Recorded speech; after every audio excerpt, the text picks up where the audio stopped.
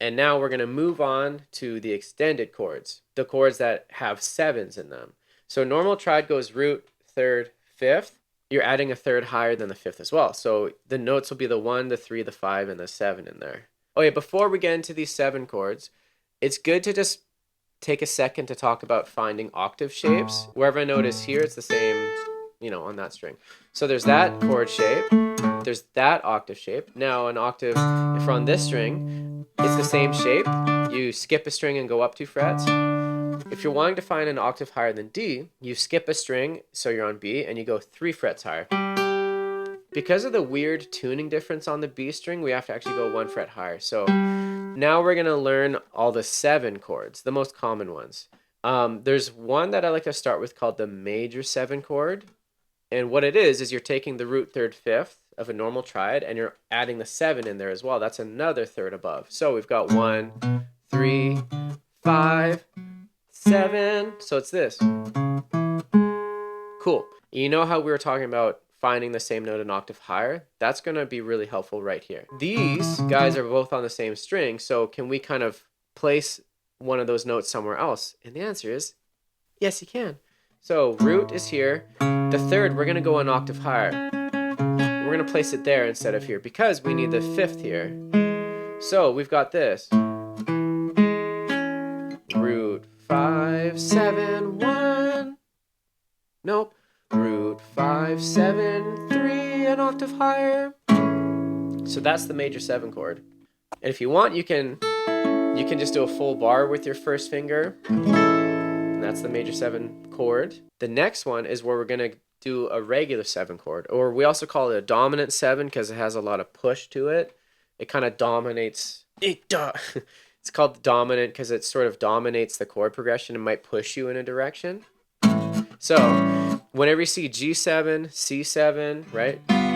A7, E7, those are all this one, where it's a major triad with a 7 on top, but instead of that major 7 in the major scale, it's got a lowered 7. So I call this a flat 7 chord, or just a 7 chord, or a dominant 7 chord. So we got the root 5, and all we're going to do is lower that 7, and everything else is good. So you got the bar here, root 5, flat 7, and then 3. Next one we're going to do is called a minor 7 chord. And this one is where you take a minor triad, which is the lowered third, right? And then you also add in that flat 7 in there. So you get this, root 3, 5, 7. But again, this guy, this is a 3. We're going to shove him up an octave. We're going to jump him up an octave. So that you get this, root 5, 7, flat 7, right? Flat 3 or minor 3. The next one is a minor 7 with a flat 5. So again, you know how we've talked about knowing what chord note or chord tone you're playing and where they are? If we can take the 5 and lower it, then that's it. Root, minor third, flat 5, flat 7. And we're going to do it just like the minor 7, but with that lower guy. And just because of this weird thing with the flat 5, if you try and bar the whole thing, it doesn't totally work because that guy needs to be there. So I would just do the 4 strings. And getting good at finger strumming is really good. Finger plucking, I guess, because then you can really, if you're wanting to skip a string, you can. So one other thing about the minor 7 flat 5 chord is it's also called a half diminished chord, because this is actually the same as the diminished triad, but this flat 7 makes it seem kind of normal, so we call it half diminished. That's my logic behind it as well. And here's why. When we get to the next chord, which is a diminished 7, a fully diminished 7 chord. Boom, bum, bum, bum. With a fully diminished 7 chord, all the notes are 3 frets up. Bum, bum, bum, bum. So that's how I would do that. Root, minor third, diminished 5 or flat 5. There's that, it's like a double flat 7. You could do it like this, or you could just go like this. So So those are sort of the most common chords.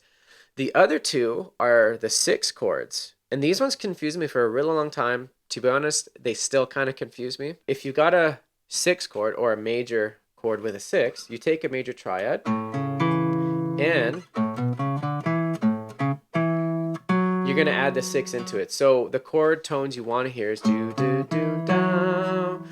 But it's honestly kind of hard to do because this guy, if you want to throw him up an octave, and then you got that. That's a 6 chord. It sounds really cool. It's also really hard to get to, and I'm kind of lazy. So I often do a 6 chord like this, where it's got the root, the third, and the 6, which kind of sounds suspended. One quick little tip. If you're playing a chord and you feel like you need to get rid of one of the notes because it's just easier or because you want to just make it less muddy, often the 5th is what you can kind of pull out. That's how I approach it, at least. Unless it's like a chord that has a flat 5 in it, because if there's a flat 5, it really wants you to highlight the flat 5 in there. So this one really confused me. A minor chord with a 6 or a minor 6 chord. Because for a long time, I thought it meant you play, here's a minor scale.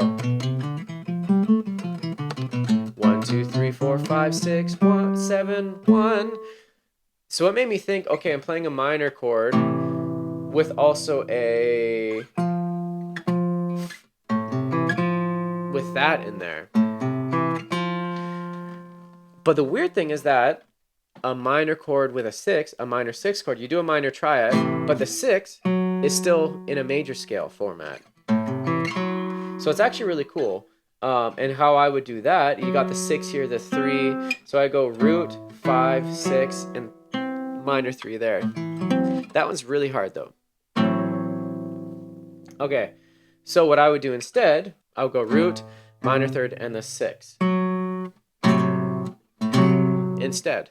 All right, so that's that. Like I said, if you're new to the channel, you can hit subscribe to support me. I'm a new channel, so all the support really helps. I want you to mess around with that. If you can use the note wheel, try doing different chords. Can you do a B7?